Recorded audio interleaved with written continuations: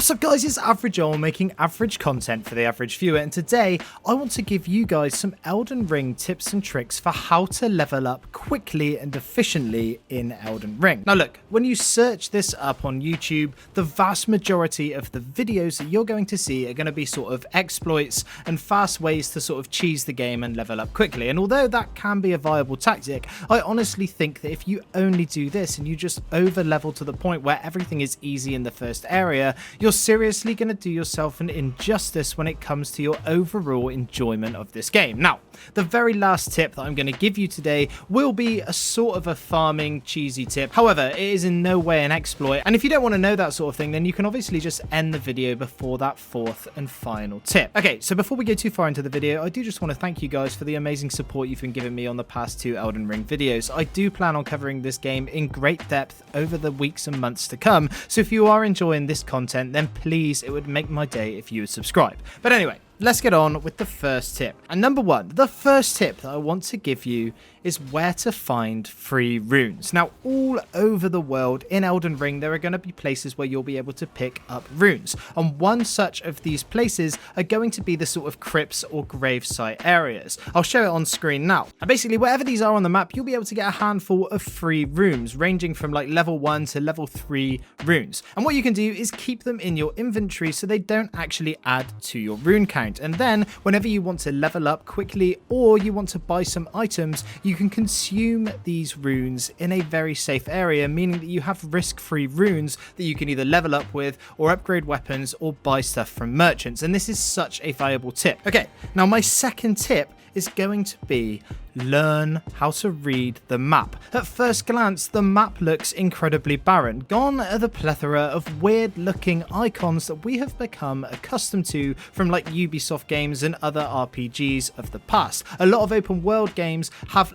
tons, like metric shit tons, of these little icons scattered all over the map so you know exactly where to go. Well, Elden Ring doesn't give it to you that easily. However, if you zoom in onto the map, you'll be able to notice that certain areas and certain things have the same icon on the map. It's not interactable and it's not something that you're going to be able to click on. However, if you notice what these places look like, then you'll be able to place a beacon there and you'll be able to travel there and know exactly what you're searching for. For example, the crypts from my first tip on the map actually look like this. If you zoom into the map, you'll be able to see the brief outline of what these crypts look like, meaning that you'll be able to scour the map and go to those areas with ease, so you'll be able to get loads of free runes. Similarly, I've also been playing a lot of the Evergoal bosses. These bosses are so good for getting your rune count up. Now, obviously, if you're attacking one of these Evergoal bosses and they are extremely hard, just don't bother going for them just yet. Make sure you level up your character a bit more using some of these other tips that I'm going to give you, and then come back when you're stronger and you will yield very, very good rewards, whether that be in items as well as runes. Okay, so my third tip is going to simply be stop wasting your time. A lot of people's progression is getting hulled up in this game because they feel like they have to just fucking stone wall every single boss they come against. The reality of Elden Ring is it is designed so that if you find something that is extremely tough that you are dying to over and over again, well, you can actually just go and level up elsewhere, and 9 times out of 10 you're going to be able to find a much easier boss or an easier set of enemies that you'll be able to hone your skills on, get some runes, level up, so then in like an hour or so you'll be able to come back to that boss that was giving you trouble and then beat them and yield that reward too. The thing is, if you're spending an hour and a half on a mini boss, well, that is not an efficient use of your time, and you'll find that you'll be getting frustrated with the game and progress will be extremely slow. This game is designed in such a way that doesn't have to be the case. You can always find a slightly easier enemy and you can always find a way to level up quickly. Just make sure that you're not constantly wasting your time banging your head against a brick wall. Okay, so now it's the fourth and final tip, and this one's a bit more of a long-winded one, and it is sort of a little bit cheesy. It's a bit of a farming method, and if you don't want to experience that sort of thing, then obviously click off the video now. Okay, you've been warned. And number 4, my easy farming method. So the first thing that you're going to want to do is come here to Summon Water Village in Limgrove, and you're going to meet another Tarnished who has been hunting death. in the village called Summon Water Village, just down the road, you'll be able to find a mini-boss who's like this weird skeleton douchebag on a boat. I found him relatively easy to kill, however, this might just be because of where I was in the game at that time. Now, when you kill this guy, he is going to drop an item. If you take it back to that first knight that you spoke to, he is going to tell you that you can now work for the Beastmaster or something like that. I might have the name wrong, but to be honest, there's so many weird names in this game.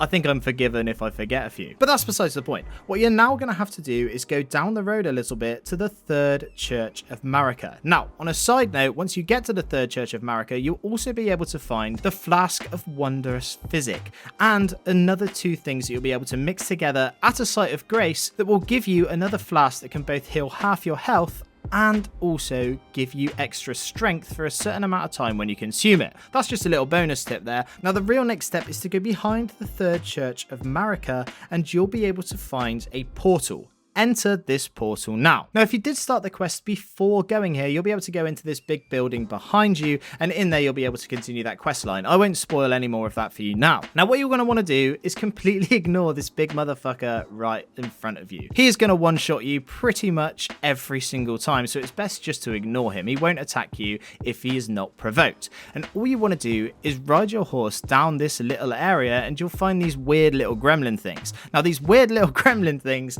are tough motherfuckers. If they hit you, they will do a hell of a lot of damage. So what I do is just stay on my horse using my charged heavy attack and just take them down one at a time, one by one. It does take about 30 seconds to a minute to kill each one of these because they are fairly strong. However, you can do it relatively risk-free as long as you're not getting greedy and going in for too many heavy attacks at once. And each one of these guys that you kill will give you between 1,000 and 5,000 runes, meaning that you'll be able to level up extremely quickly. And I think that about sums it up for my top 4 tips for leveling up quickly in the early game of Elden Ring. Like I said, there are other videos out on YouTube that are more about exploits and more about cheesing the game. However, I just wanted to give you guys a helping hand to make sure that your progress isn't getting stunted. Now, for those of you who have watched my videos for a while, you'll know that I love to see who sticks around until the end. So if you're still here, I'd like you to let me know by answering this question down in the comments. Would you rather bite your tongue every time you eat or stub your toe once a day? Anyway, that's it from me today.